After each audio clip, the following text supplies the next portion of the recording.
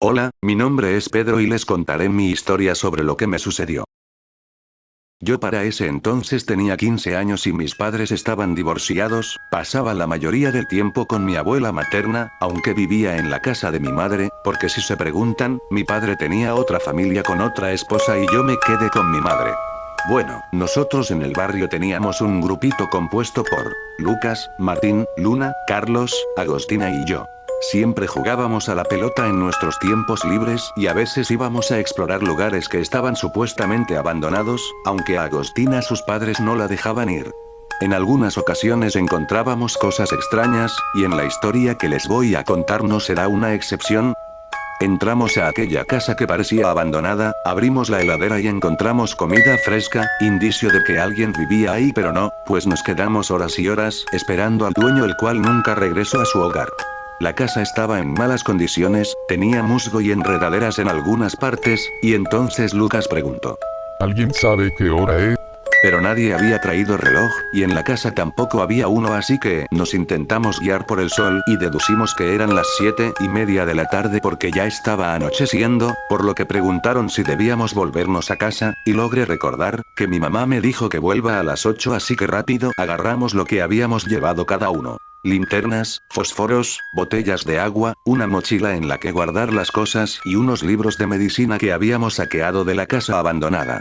Pero cuando estábamos preparados para irnos abrimos la puerta y vimos como una persona se aproximaba a la casa. Lo peor es que aquel ser se había percatado de nuestra presencia, así que cerramos la puerta rápidamente, fuimos a la ventana de una de las habitaciones de la planta baja, la abrimos y todos escapamos por ahí.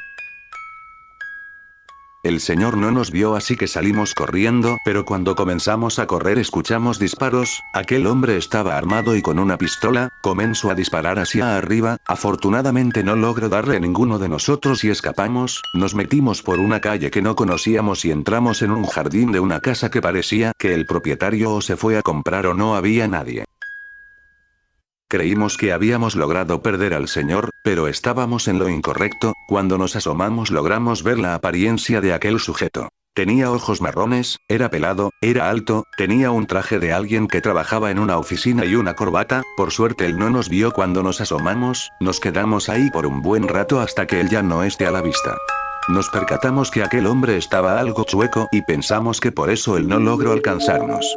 El tiempo pasaba muy lento, 5 minutos pasaban como horas para nosotros. Cuando nos asomamos de vuelta nos encontramos con que aquel sujeto ya no estaba ahí. Salimos y arrancamos para donde estaba la casa esa abandonada para ubicarnos donde estábamos. Ahí nos dimos cuenta de que nos habíamos metido en algo que no debíamos. Isaías siempre nos contaba las historias que su abuelo le contaba a él, y había una que hablaba sobre una casa que parecía abandonada, con un ser habitándola que espera a sus presas estando afuera de la casa. La mayoría de sus víctimas eran exploradores urbanos que solo querían grabar algún video, y esto nos pasó a nosotros, solo que hemos salido con vida, y no grabamos nada. Asustados nos volvimos cada uno para nuestras casas.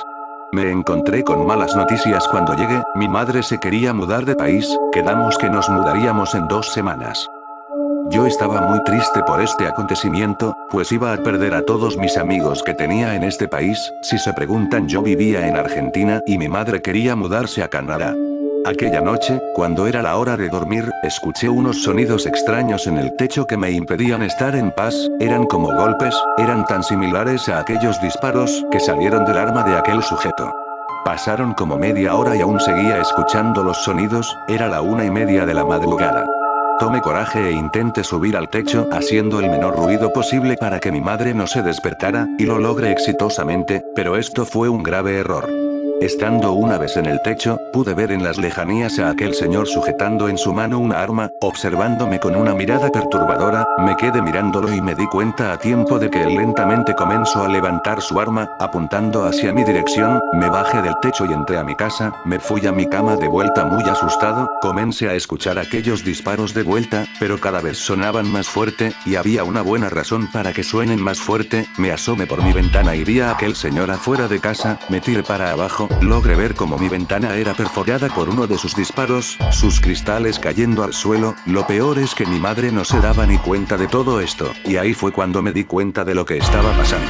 Tal vez todo esto era una alucinación mía, Pero no podía ser, me convencí de que esto era real porque mis amigos también lo habían visto, pero entre todos estos pensamientos escuché otro disparo, asustado agarré mi celular y comencé a grabar lo que estaba sucediendo, parecía que aquel ser se había percatado de que yo había comenzado a grabar, porque dejó de disparar, me asomé por la ventana y solo lo vi en las lejanías desarmado, caminando por la calle, como si se tratara de un chueco.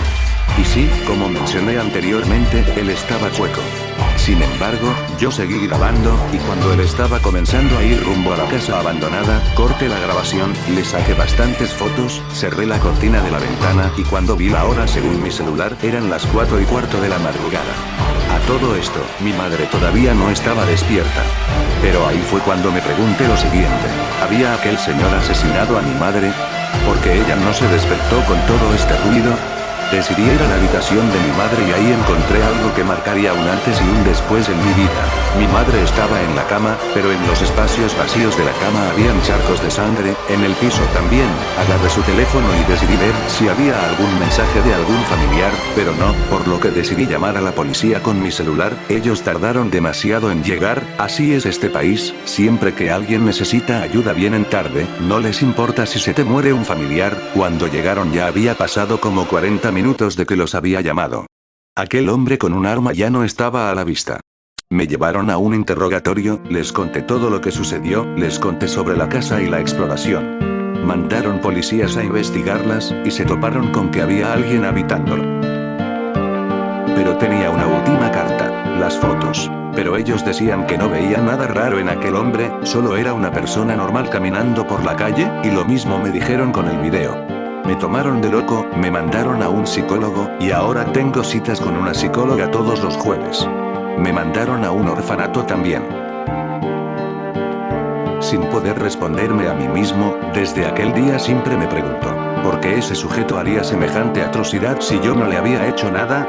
Pero cuando llegué al orfanato, me encontré con algo que me puso los pelos de punta. Pues todos mis amigos estaban ahí, adentro del orfanato, sin ningún familiar que los cuidara, en mis mismas condiciones. Nos juntamos para hablar sobre cómo murieron sus padres. Isaías decía que por la noche él solo durmió, cuando despertó dijo hola pero nadie le respondió, fue a ver a la cama de sus padres y los encontró muertos en su cama, todos relataban más o menos lo mismo, pero solo lo que dijo Carlos, tuvo un poco de parecido con lo que me sucedió a mí. Él dijo que escuchó cómo se abría una ventana, pero decidió ignorarlo porque pensó que solo era producto de su imaginación porque aún seguía asustada por lo que habíamos vivido, escapando del sujeto con el arma, pero lo raro es que no hubo ningún ruido, solo alcanzó a escuchar como último sonido la tos de su padre. Por suerte ellos sabían el número de la policía y la llamaron. Los oficiales piensan que se trataba de un ajuste de cuentas, pero había un preso que se había escapado de la cárcel recientemente, apodado como el Chueco, porque nadie conocía su nombre, y lo relacionaban con estos asesinatos, aparte de que todos fueron en la misma noche. Y ahí fue cuando caí. Ahí fue cuando me di cuenta porque el señor ese caminaba como un chueco. Aquel hombre que quitó la familia de muchas personas, incluyendo la mía y de mis amigos, era aquel preso que se fugó de la cárcel, el Chueco.